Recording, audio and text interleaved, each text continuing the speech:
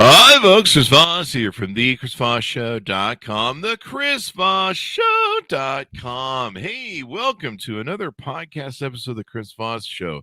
Who knew we'd do it again? We certainly welcome the giant Voss family. Remember, it's a family that loves you but doesn't judge you. So those are the best kinds of family to have. That's why you belong here. Anyway, guys, go to youtube.com and sign up more for family benefits.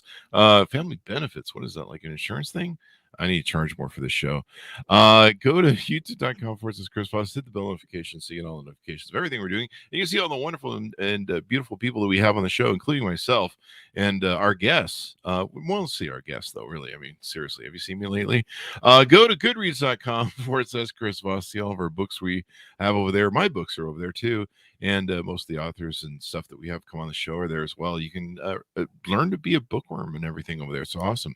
It's a wonderful site. Go to all our groups, Facebook, LinkedIn, Twitter, Instagram, TikTok, all the places the crazy kids are playing these days. Go see our big newsletter that we have over there on LinkedIn. It's really killing it in the 132,000 member group on LinkedIn. Lots of really smart people over there. Or at least I think so. I don't know. They could just be lying to me. But I don't know. I believe them for now. I think I'm just going to run with it.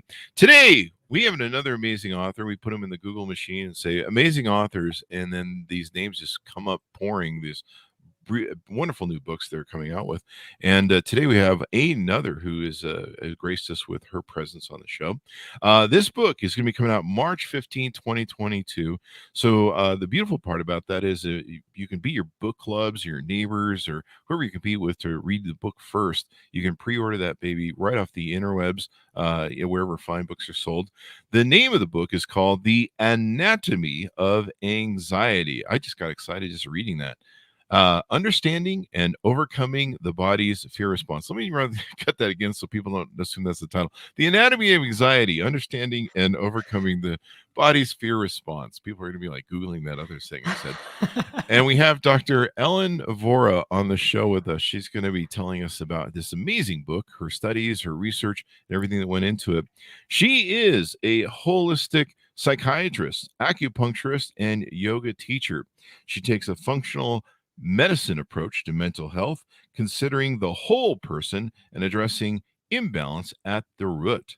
Dr. Vora received her BA from Yale University and her MD from Columbia University, and she is a board certified in psychiatry and integrative holistic medicine.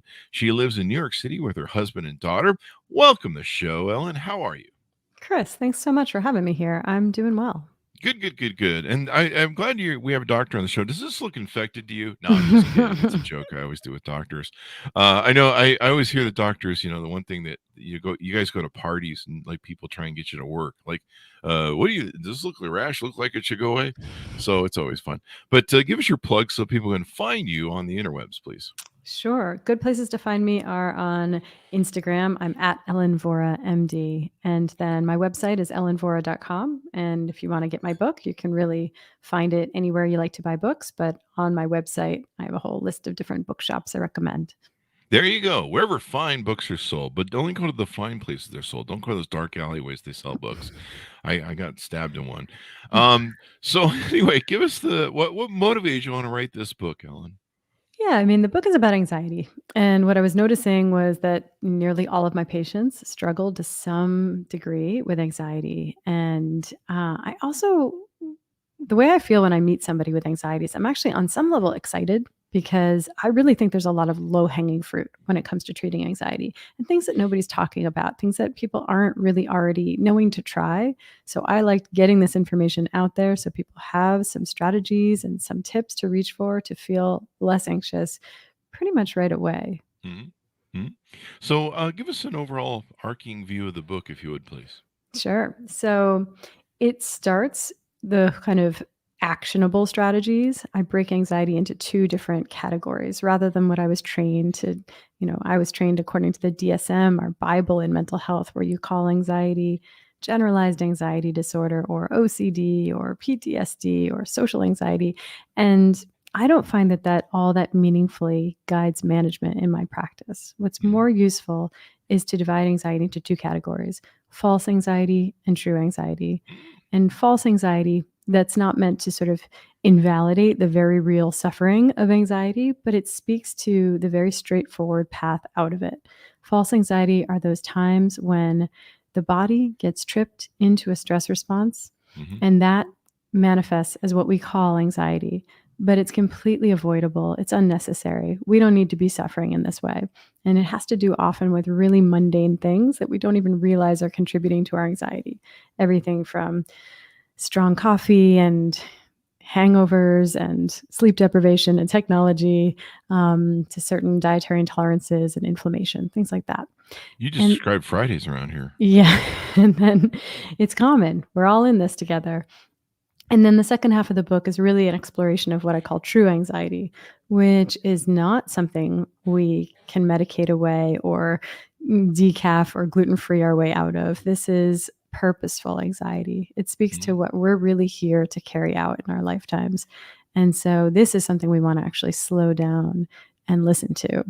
And so it's a lot of different ways of how can we access that truth? How can we slow down and listen to it and then take steps accordingly so that we don't feel so burdened by that kind of anxiety? We don't need to pathologize it. We really can let that fuel us and nudge us back onto our path.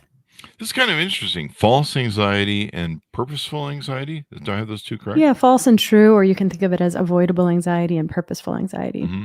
I like to avoid all anxiety completely, pretty much. But that's probably not possible, is it? Not exactly. And it wouldn't even be desirable. You know, I went through in the 90s when I started two companies on top of each other within a year and a half of each other. And I was losing my mind going through physical panic attacks every day. I didn't understand what was going on with me. All I knew that I'd get angry and destroy office equipment. And I would go through this whole stress body lockup that would eventually shut me down where I had to take a nap. It's a wonder I didn't have a heart attack at the time. And finally, I walked into an emergency room going, I think I have a brain tumor. I don't know what's wrong with my brain. My head hurts, everything. My whole life is just living hell from every day. And the gal said to me, she says, you have anxiety. And I didn't verbally rip her head off, but it went through my head. But I did say to her, vocalize, I said, yeah, I also have fear and anger and a whole lot of other things. So I don't know what this anxiety crap is you're telling me, because you're just listing emotions to me. And she says, wait, hold on, don't kill me yet. And she explained that, anxiety, the condition of anxiety and everything else. And is it still this misunderstood? I think more people know about anxiety now than what I knew, or what, I don't know, for some reason I never come across it in the 90s. So yeah, I mean, we've come a long way, but I think that it's still plenty misunderstood. And in a way, the emergency room is such an interesting setting where you do see anxiety sort of being said almost as this dismissive idea of like, you're not having a heart attack, it's all in your head. And it's fine. Somebody in that moment is not having a heart attack, but there's something so gaslighting and invalidating about the way the term anxiety is being used in the conventional medical setting. And what I think is so much more useful is to understand you're having a very normal, understandable response to a certain set of circumstances.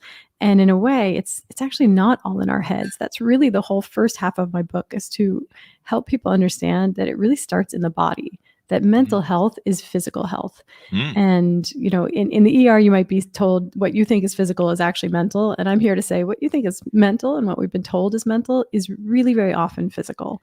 And so that's a nice entry point. I find it's a much more hopeful way of understanding mental health, because rather than it taking 7 years of therapy or ridding ourselves of all of the stressors in our lives, it really means we can just make a couple diet lifestyle shifts and really get ourselves out of a constant stress response in the physical body that is feeling like anxiety.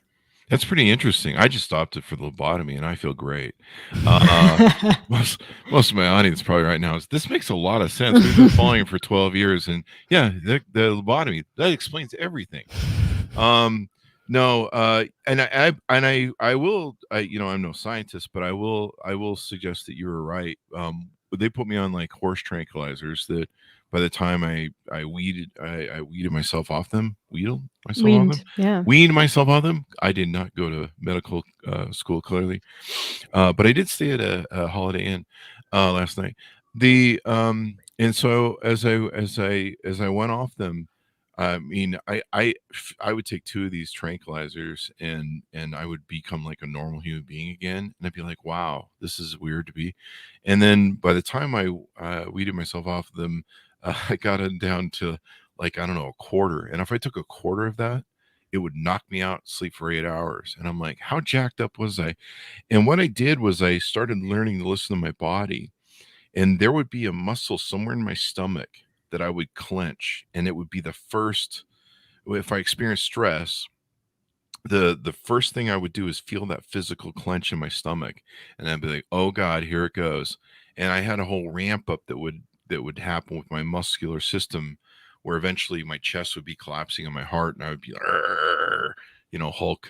And so, yeah, and so once I learned how to kind of cut that off or intercept that, oh hey, the stomach clenched. We're gonna go on a rampage here. Either shut it down, or understanding what my body was doing, that really helped me start understanding my anxiety and getting control of what I was going through. There you go. It's exactly that. You said it so much better. It took me probably 50 pages to explain what you just did in a minute. It's we want to slow down and listen to our body. So much of our anxiety starts there, whether it's a clenching, like a muscle tension in the stomach, or we're drinking slightly stronger coffee that day, we're coming down from alcohol, our blood sugar is crashing. That's an incredibly common one, where so many of us are operating on a day-to-day basis on a blood sugar roller coaster, because the modern American diet is really just refined carbohydrates and coffee drinks that are secretly milkshakes and rosé all day. And so our blood sugar is swinging up and down. And when our blood sugar crashes, this induces a stress response in the body that can feel synonymous with anxiety. So it's really helpful to observe and listen and start to identify, that's what trips my body into a state of stress, which feels to me like what I'm calling anxiety. And my body would just use it as an escalator. It was like, as soon as that stomach part, whatever that muscle was in my stomach that got tripped, it would just turn into, like, 10, 15 minutes. I'd be a raging, angry muscle destruction machine.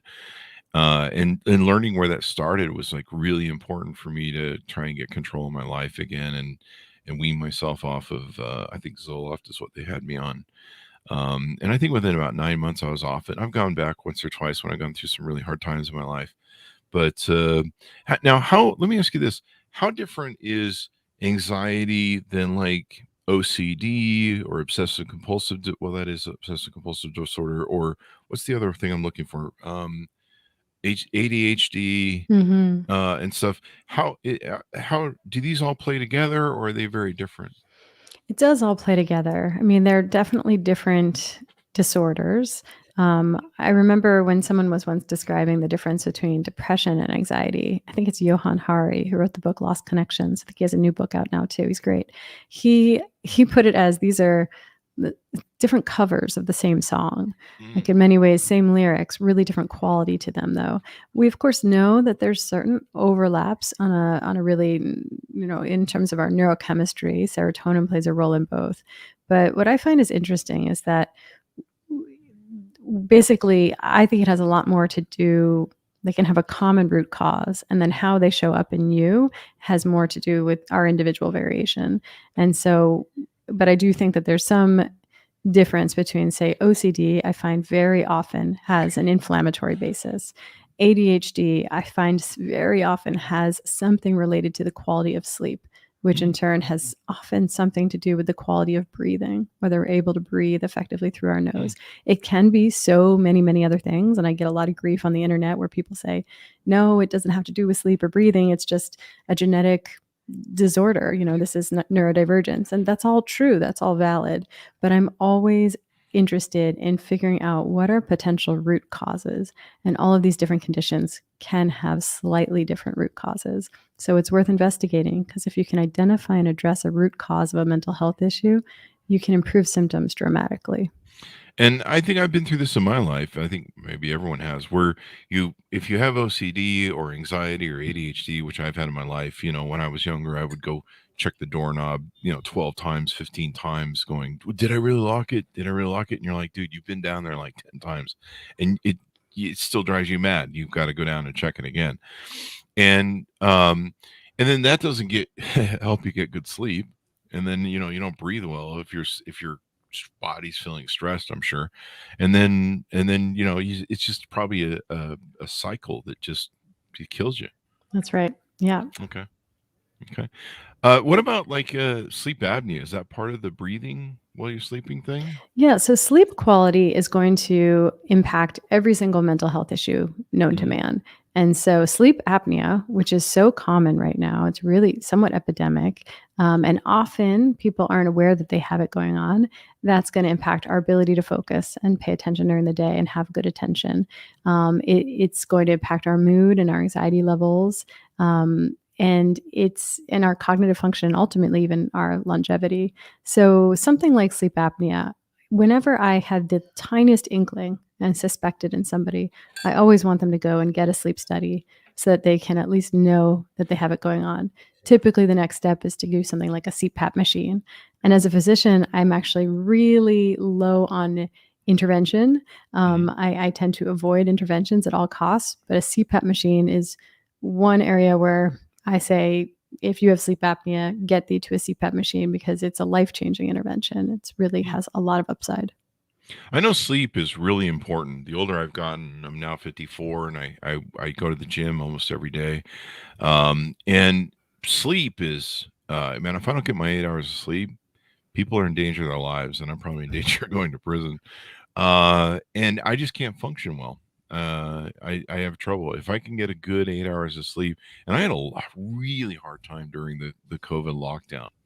Was sleeping. I mean, I was doing 4 and 4. I would nap 4 hours and nap 4 hours, and it was just an insane way to live. And yeah, I guess a lot of people don't realize this. And if you're not sleeping, if you're up all night thinking about your thoughts and having anxiety, what are you going to do? So let's talk a little bit more about how to identify, true anxiety and false anxiety. How do we identify these and maybe know what they are? Yeah, I think it makes sense to start with false anxiety. In the book, I actually just include an inventory.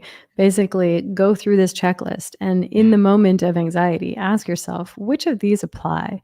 Did you not get a good night of sleep last night? Do you feel like something's off in your digestion? Did you eat something you don't ordinarily eat that your body doesn't tolerate? Do you have food poisoning right now? Are you sick or inflamed in some other way? Like a lot of my patients will email me kind of in crisis on the day that they seem to be coming down with a cold or a flu. And they're like, yeah, I sort of am feeling fevers and chills, but also I'm feeling a sense of despair. And inflammation really does make the brain feel like it's under threat. And it can make it very hard to have a positive outlook, but it's part and parcel with the inflammatory response. Sometimes just knowing that can be really grounding. And then blood sugar is always one to look for. Are you a little bit more caffeinated than usual, a little bit less caffeinated? Are you coming off of a big night of drinking? One common one that comes up in my practice is actually, are you at that point when you're due for your medication, what's called mm, the pharmacologic nadir, or when your body has metabolized the medication and you're kind of down to nothing in your bloodstream, and your body is sort of jonesing for its next dose. And mm, that can feel like anxiety. So just mm. having this list, like you could even have it on your refrigerator. So when you're in that moment of peak anxiety and everything feels kind of tunnel vision and overwhelming, just to be able to glance at that and be like, okay, well, actually, yeah, some of these really do apply right now. That can just help you know steps you can take to feel a little bit better. But it also takes some of the charge out of the feeling when you realize this is a physical state first and foremost. That's really interesting. We've had a lot of doctors on the show over the last 2 years, and they've all talked about inflammation and the ways that when the stomach is not happy with whatever we're up to, it can inflame the brain and expand it, I guess, and cause all sorts of just systematic problems.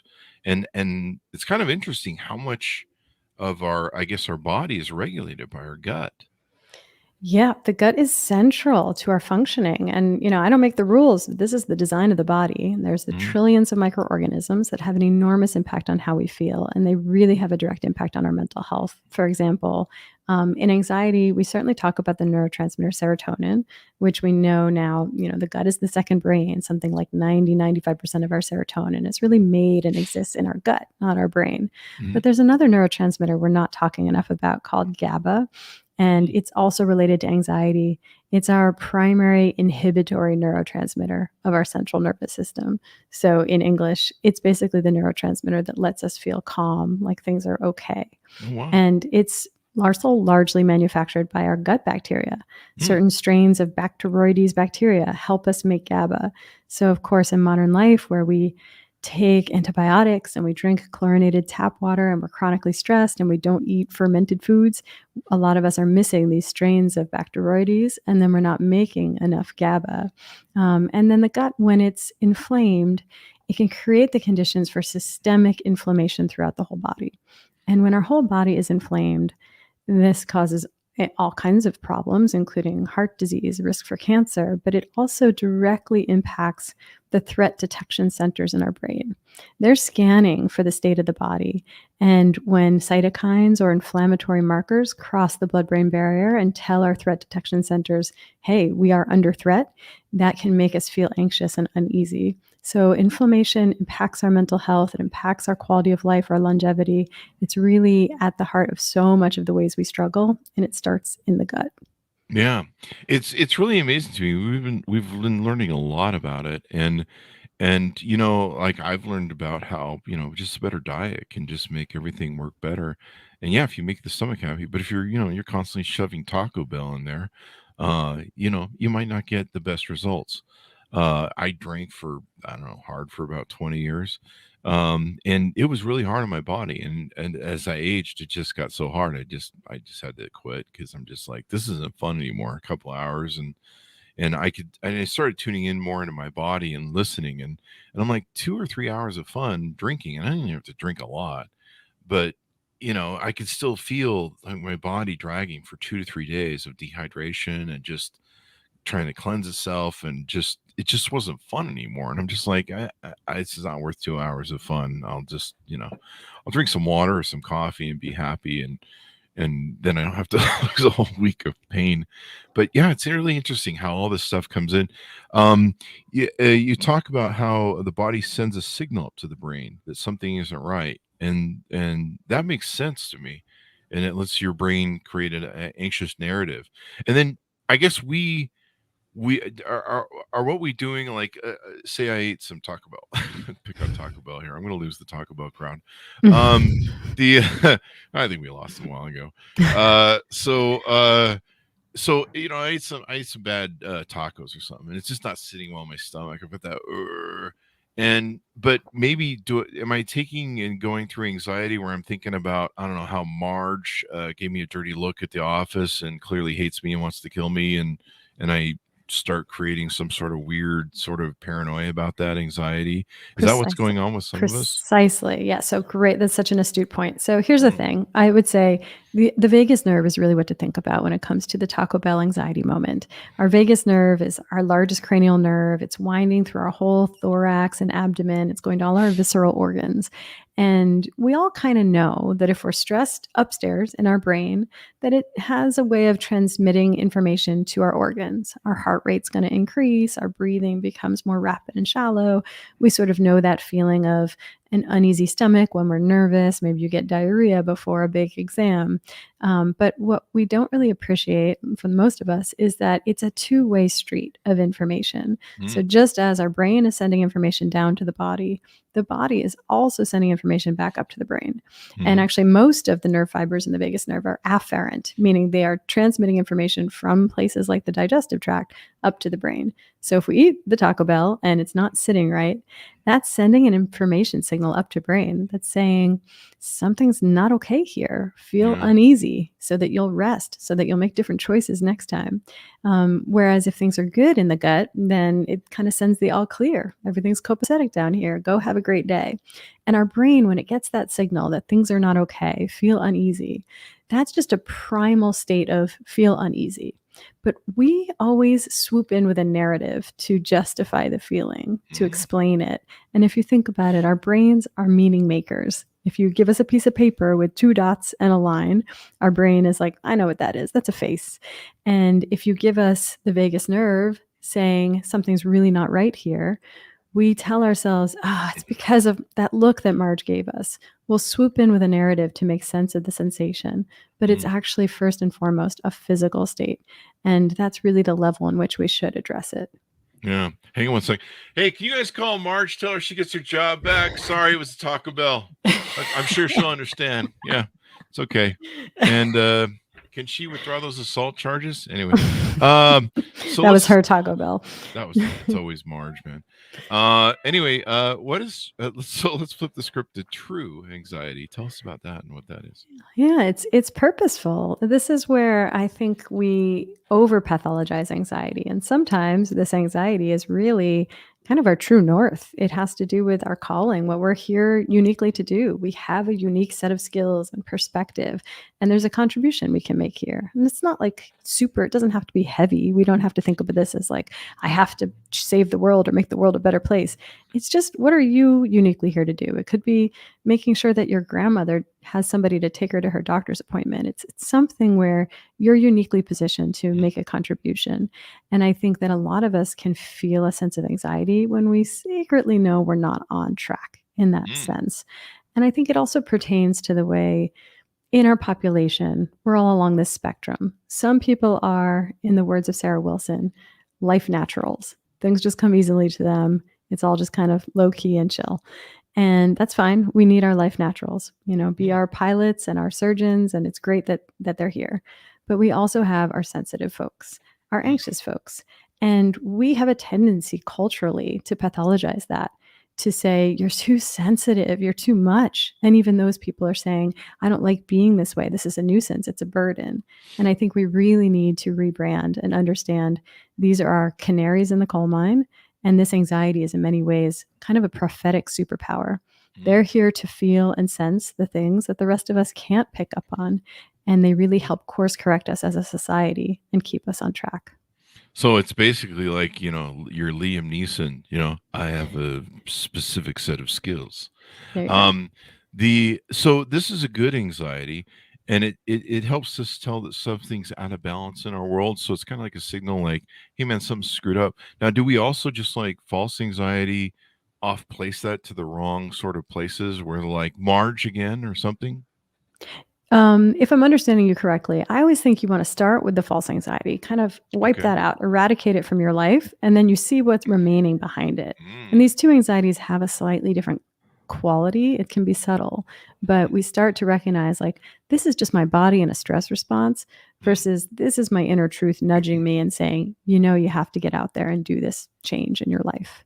And so they have a different quality, but at first they can all feel like what we would call anxiety. Is there a good way to get into true anxiety to get back in balance? So like meditation, some people may do that, or yoga, or murder. I usually stick with murder. Murder's not something I recommend, but there's meditation is great. Breath work is great. I talk about a shaking exercise that I like to do where I just put on shamanic drum music and shake for a couple of minutes. And that actually really helps excavate whatever's kind of stuck and blocked in there. And I cover the work that people can do with psychedelics. And that's a controversial topic. It requires all the caveats. It's not safe for everyone or in all settings. It's really something that you want to do when indicated and appropriate and with the proper set and setting. But when it's the right treatment, it really can be like this golden road to accessing our true anxiety. Note to self, Dr. Vora says, stop the murders. Okay. Just make that note there. This is really interesting. You wrote this in the book. Instead of asking how can I stop feeling so anxious, we should be asking, what is my anxiety telling me? That's kind of interesting question. Yeah, that's really the question at the heart of true anxiety. That true anxiety is not something here to be like, ugh, I hate this feeling. This is a nuisance. How can I medicate this away? That feeling is there with a purpose. It's there with a reason, and it's a communication from within. And it usually pertains to something like in our personal lives. We need to change our job. We need to get out of a relationship. We need to make some change there. We need to rehabilitate a friendship that's fallen out of habit. And then there's also sometimes true anxiety that speaks to more the community around us or the world at large. And it might be that we know that we need to take action in a certain, you name it, the cause that lights your heart up. And so I think that it's there with purpose, and it's not something that we should want to suppress. And it really can change the quality of how it feels. When we see it, when we resist it, and we just think, I don't like this feeling, that just makes it proliferate and double. And I think that when we start to say, is there a communication here that I can listen to and I can take steps accordingly, that feeling of anxiety transmutes into more of a feeling of purpose, and it fuels our actions, and it doesn't feel so negative anymore. Would you say that, well, what's that old line that understanding the problem is 95% of solving or something? There's something, a variation that maybe knowing is 95% of doing or something. But basically, like I didn't understand what was going on with me. All I knew was I was being very destructive and had a lot of anger and rage. And then once I started really understanding what was going on with me and being able to see, how I go through the different progressions of my stomach and stuff, do you think that that's something that really helps us if we really start asking the questions like you said in your book, why am I angry? What's happening to me? Why am I feeling this way? And and it's not other people in my external environment. It's really inside of me. Yeah, I mean, I think you're an interesting example, right? So you first want to go through all the false anxieties. In what way is stomach issues or dietary intolerances or, what have you, the alcohol, March. is that March, is it contributing to the false anxieties? You get that out of the way. That's a project that takes a few weeks, sometimes a month or two. And then what remains is, in a sense, I think many of us are a product of growing up in this emotion phobic culture where we don't really have that license to feel our feelings, to identify our emotions, to move through them. And so sometimes it's a matter of then saying, okay, let me give myself permission to feel what I'm feeling. Maybe the world expects me to be stoic, or the world expects me to be always in a good mood or smiling or a people pleaser and always in service of others. And maybe instead what it is no, I'm angry. I'm frustrated here. I have rage. And we need to be able to move through that. It never works to push emotions under the rug. Like that message alone, if we could learn that in elementary school, it just never ends well. So what we need to recognize instead is human emotions. There's a unit of energy there. It can't go away. It's conserved. And if we push it under the rug, it just doubles down. It transmutes into chronic headaches, chronic back pain, digestive issues. What we want to do instead is feel it. And I think we need to give ourselves permission to dive into our feelings and to recognize that when we are rolling with our emotions, that can look from the outside like, oh, they're in a bad place, or, this is an overwhelming amount of emotion. It feels like a bottomless pit sometimes. But actually moving with it when it's flowing, I'm never worried about somebody in that state. I'm worried about people who are blocked, who are stuck. But if you're crying, if you're expressing your emotions, processing, talking about it, things are going to be okay. You are going to move through it and metabolize it. There you go. And don't do the murdering. Do women process feelings and they deal in a feeling state. I think someone on the show said they have about a 30% larger in their brain. They process emotion. Do women seem to be able to handle that sort of thing better than men? Because I know as men we repress a lot of emotion. We hide a lot of emotion. We're kind of expected to suck it up and not being emotional beings. Men don't cry, that sort of thing. Is there a difference there, or is that accurate? I believe there's a difference. And I think that we both have a lot of challenges. I really love the work of Liz Plank, who wrote the book For the Love of Men. And she talks about, it's kind of asking this question, like, are the men okay? Because we as a society have said, you need to be stoic, you need to be strong, you need to be the breadwinner. Please don't cry. Please don't show weakness. That's not attractive. And so, no, men are really struggling under those expectations. That's a straitjacket of expectations. And men need to be able to be vulnerable, to be weak sometimes, to have their feelings and their emotions. And then women, it's an entirely different set of problems. I think part of what is maybe most challenging for us is this expectation to always be in service of others. I think that a lot of the conditioning that women get is that we're not allowed to inconvenience other people. We're not allowed to like there's a whole really damning idea around a woman being selfish. And I think that gets women really into a lot of trouble, because what we do is we compromise our own needs, our own energy, like forever. And then we're deeply burned out. And then that actually doesn't help anybody. Then we lay that at Yeah. everybody's feet. And so I think for women to little by little be able to say, no, this is actually my energetic boundary right here, and I need to protect that so that I can keep showing up, and finding that balance of being in service of others and keeping myself intact. Yeah, it's like it's the mom who feeds everybody else in the family, takes care of everybody else, and then feeds herself last, and all the giving things that women do. Although I think there's a whole nother bit of selfish on TikTok. If you want to check in there, you probably have some clients. And Uh, the dark underbelly to that mom who's living selflessly and feeding everyone else is that underneath that, she's developing resentment and burnout. And pretty soon, mhm. like, she's just going to be laid up in bed and not be able to help anybody. So I think that there's something to um, selfishness that keeps us intact. Yeah. Yeah, it definitely grinds out. So you have a lot of resources on your website. I noticed one thing. I think you have a free gift that you offer people that sign up on your website. Yeah, so there's like a handout that just gives people really the highest yield, most actionable tips, Mhm. to keep yourself well, and with a real eye towards the fact that behavioral change is hard. So this is what's Mhm. easy and realistic and doable. So the best thing to do is for people, of course, read your book. If they want to go beyond that, or if they feel they need hire more help with their systems, what do you usually recommend that they do, or reach out to something?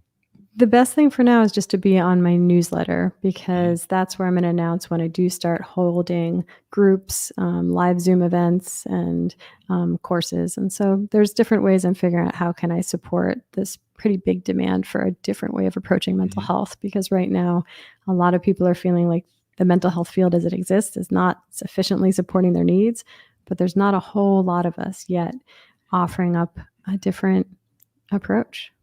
I love the format of it, and and to me, like what I say, I went through it. It was really confusing. Like I said, the poor nurse. If I go back and apologize to her, but I was so ready to rip off her head verbally, and I just politely held back. But I said, yeah, I have fear and I have anxiety and I have anger and misery, and yeah, why don't you just name all the emotions, like all the seven dwarfs or whatever.